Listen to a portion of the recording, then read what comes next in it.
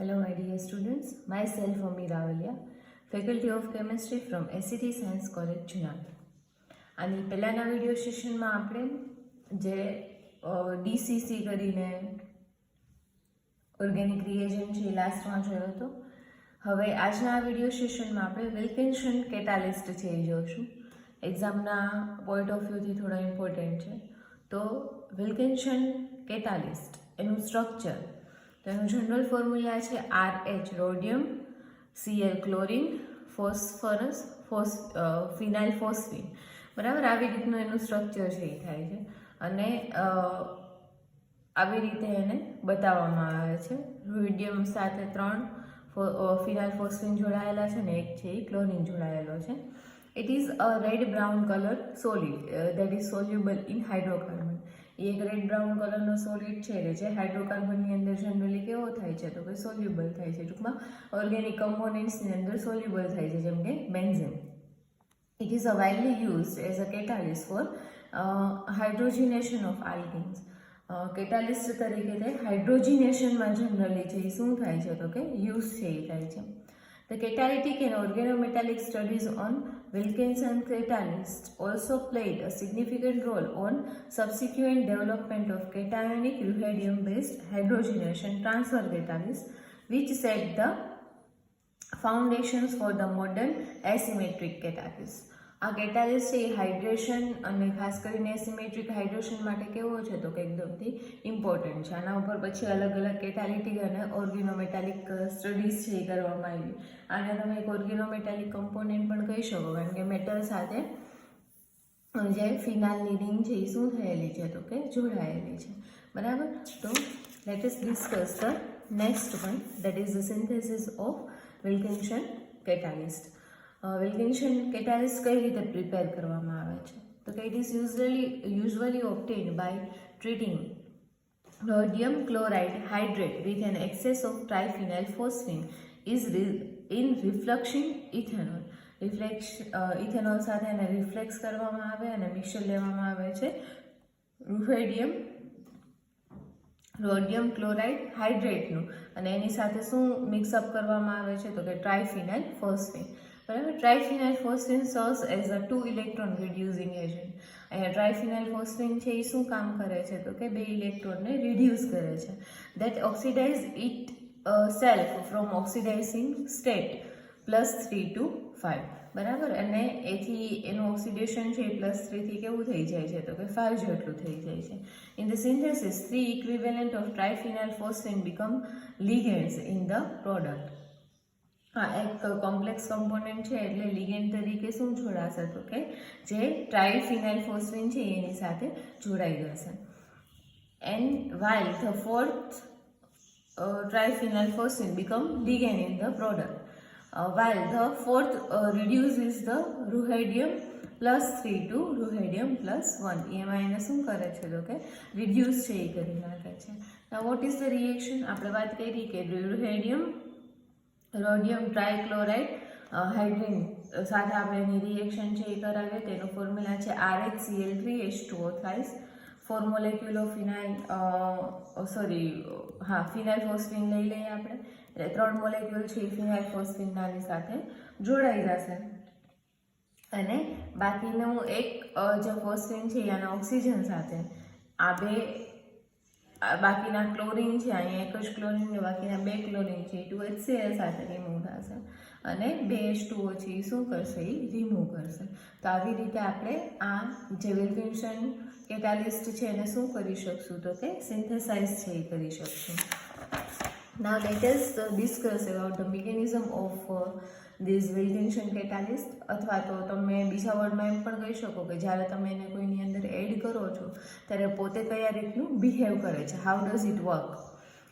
This catalyst is best known for catalyzing the hydrogenation of olefins. What is olefins તો કે જેની અંદર double bond ટૂંકમાં unsaturated કમ્પોનેન્ટ્સ હોય લિનિયર આલ્કાઇલ. બરાબર, એને તમે શું કહો છો તો કે ઓલિફિન્સ વિથ મોલેક્યુલર હાઇડ્રોજન. એટલે આ શું કરે છે તો કે હાઇડ્રોજિનેશન કરે છે, કેટેલાઇઝ કરી અને ઓલિફિન્સ છે એમાંથી હાઇડ્રોજન મોલેક્યુલ છે એને શું કરે છે તો કે હાઇડ્રોજનેશન એટલે કે એડ કરે છે.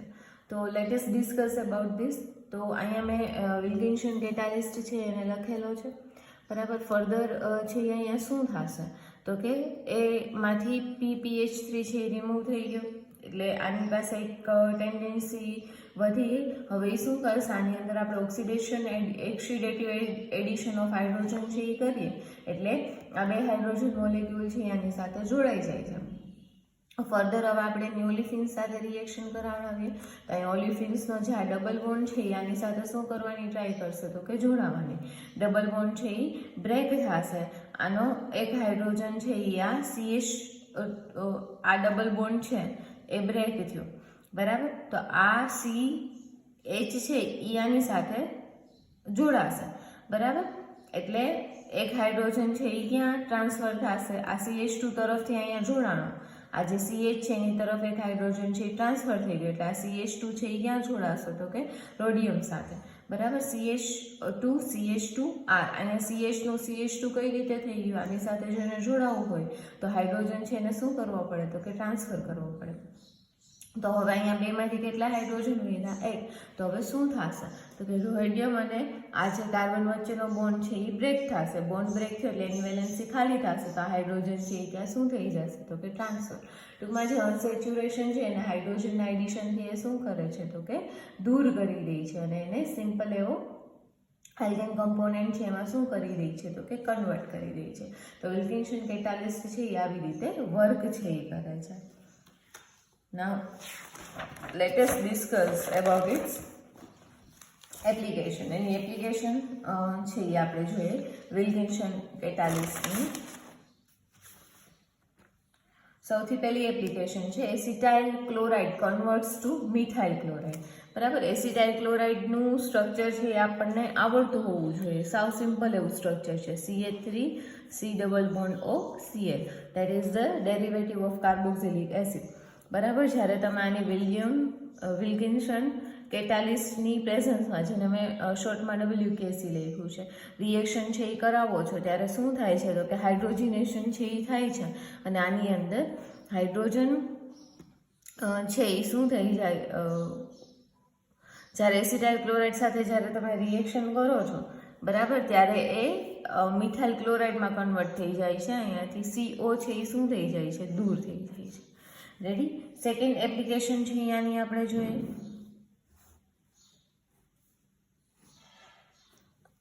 તો જ્યારે આપણે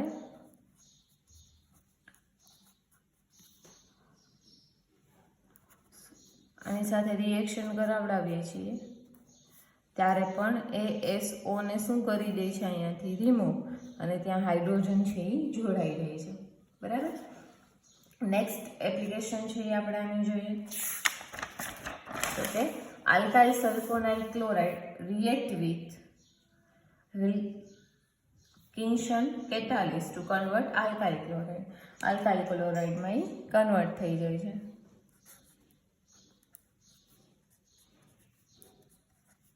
That is the structure of alkyl sulfonyl chloride, બરાબર.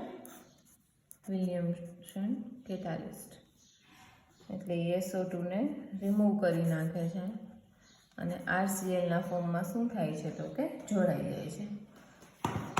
Let us discuss about the next reaction, that is the Wilkinson catalyst cause conjugated addition, બરાબર. તો ધારો કે આવી રીતે ડબલ બોન્ડથી આપણી પાસે ઓલિફિન્સ છે એ કેવા છે તો કે પ્રેઝન્ટ છે. તો જ્યારે વિલિયમસન કેટાલિસ્ટ છે એ આપણે યુઝ કરશું એટલે એક જે અનસેચ્યુરેશન છે એને એ શું કરશે તો કે તોડી નાખશે. લાઈક આ અનસેચ્યુરેશન તોડ્યું, આ તોડ્યું, અહીંયા છે એક હાઇડ્રોજન એડ થઈ ગયું, બીજો હાઇડ્રોજન છે આ છેડાના કાર્બન સાથે થઈ ગયો, તો આ બે વચ્ચેની એક એક વેલેન્સી ખાલી થઈ, તો ત્યાં કેનું કન્વર્ઝન થઈ જશે તો કે ડબલ બોન્ડનું, બરાબર. તો આ કોન્જ્યુગેશન માટે પણ 1,4 એડિશન પણ આની અંદર થાય છે. સેમ એજ રિએક્શન ધારો કે હું સાયક્લિક કમ્પાઉન્ડ માટે લઈ લઉં છું, બરાબર. આમાં પણ વિલ્કિન્સન કેટાલિસ્ટ છે એ હું યુઝ કરું તો શું થશે, આ ડબલ બોન્ડ તૂટ્યો, આ તૂટ્યો, એક હાઇડ્રોજન છે એ આ છેડે આવી ગયો, બીજો હાઇડ્રોજન છે એ આ છેડે વયો ગયો, તો તો શું થશે, આ બેની વેલેન્સી આ ચારેયની ખાલી હતી, આ બેની તો ફૂલફિલ થઈ ગઈ હાઇડ્રોજન ના આવવાથી, આ બેની એક એક વેલેન્સી ખાલી રહી, તો ત્યાં હવે શું થઈ જશે તો કે ડબલ બોન્ડનું ફોર્મેશન. બરાબર. હવે લાસ્ટ જે એપ્લિકેશન્સ છે એ આપણે જોઈ લઈએ. Wilkinson catalyst. તો આ શું કરે છે તો કે it causes isomeric of alkene into isolated alkene convert into the 1,3-diene. 1,3-diene માં એને શું કરી નાખે છે, કન્વર્ટ કરી નાખે છે. આગળ જેવી જ પ્રોસેસ છે એ આપણે જોશું. બરાબર. ધારો કે આવી રીતનો કમ્પોનન્ટ છે આપણી પાસે, આની સાથે મિથોક્સી ગ્રુપ છે એ જોડાયેલું છે. કેટાલિસ્ટની પ્રેઝન્સમાં જ્યારે આપણે આની રિએક્શન કરાવશું તો ત્યારે આપણને શું જોવા મળશે તો કે આ ડબલ બોન્ડ છે એ ટ્રાન્સફર થઈ જશે. કઈ જગ્યાએ તો કે બાજુના કાર્બન સાથે. Last one, it is also cause the oligomerisation. બરાબર. મીન્સ કે બે મોલેક્યુલ્સ છે એ એકબીજા સાથે એ શું કરે છે તો કે જોડી દે છે. લાઈક આપણે ટ્રિપલ બોન્ડ ધરાવતા કોમ્પોનેન્ટ્સની વાત કરીએ, CH ટ્રિપલ બોન્ડ C,